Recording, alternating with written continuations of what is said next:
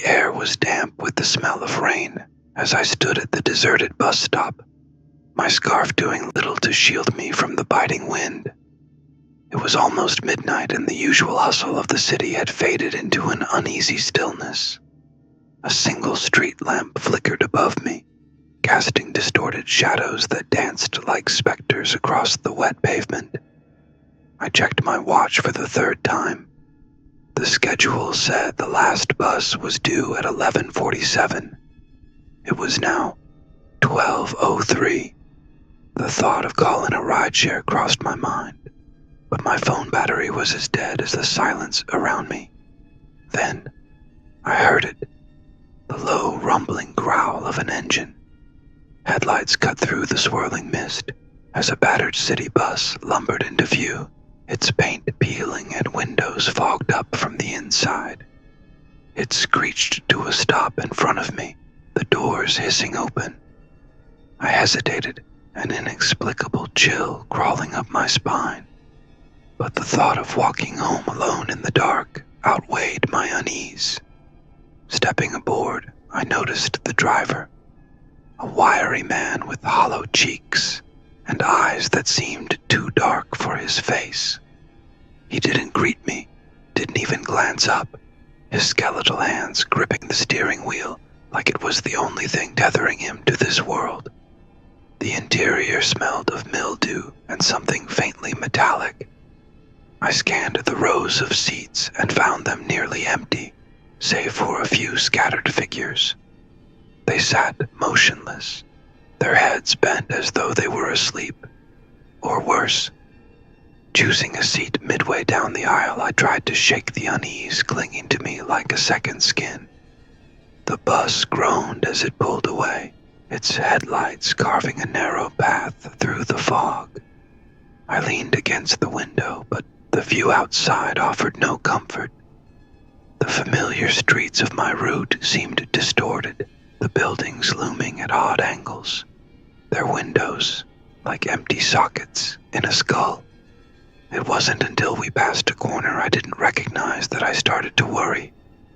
I leaned forward, trying to catch a glimpse of the driver in the rearview mirror, but his face was obscured by the gloom.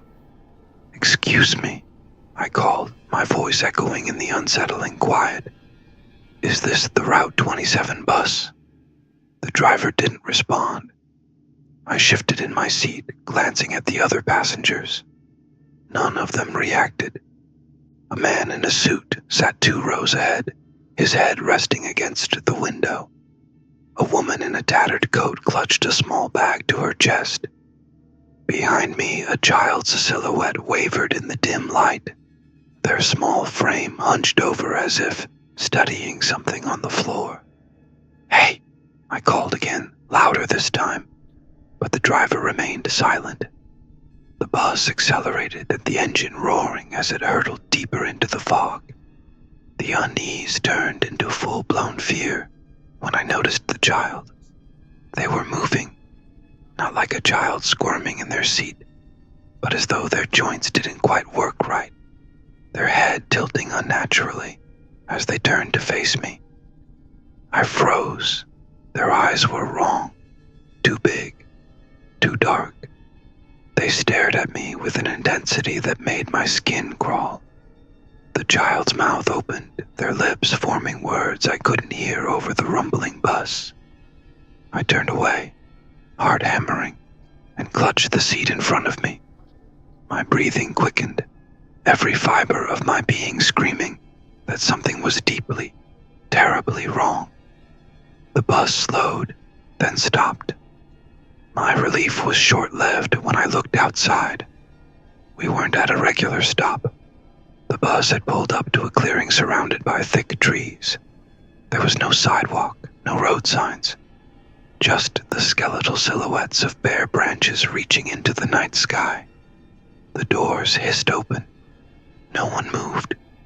"Are we stopping here?" I asked, my voice trembling. The driver didn't answer. Instead, one of the passengers, the man in the suit, stood abruptly and walked toward the exit. His movements were stiff, like a marionette on invisible strings. He stepped off the bus and disappeared into the fog without hesitation. The doors shut behind him, and the bus resumed its journey, the tires crunching over gravel now instead of asphalt. The woman with the bag stood next. Her face was pale, her eyes glassy as she shuffled toward the door. She didn't so much as glance at me as she exited, stepping into the suffocating mist. I had to get off. Whatever was happening, I couldn't stay on this bus. Gathering what courage I could, I stood and made my way to the driver. "Stop the bus," I demanded, my voice louder than I intended. "Let me off." The driver finally turned his head. His face was wrong, stretched, hollow, his mouth curving into a grin too wide for his skull. "You'll get off when it's your stop," he said, his voice a rasp that seemed to vibrate through my chest. I stumbled back, nearly tripping over a seat. The child behind me giggled, a sound so distorted it made my stomach churn. I spun around, but their seat was empty now.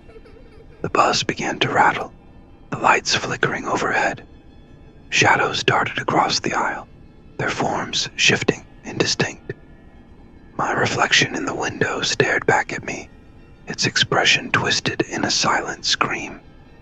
I didn't wait to see what came next. I bolted for the emergency exit at the back, slamming my hands against the lever. It didn't budge. "Your stop is coming," the driver repeated, his voice echoing unnaturally through the cabin. The bus screeched to a halt. This time I didn't bother looking outside. I yanked at the door lever with every ounce of strength I had. The door finally gave way, and I tumbled onto the wet ground. When I looked up, the bus was gone. The fog was thicker than ever, but there were no taillights, no sound of the engine fading into the distance. Just silence and the oppressive weight of the mist.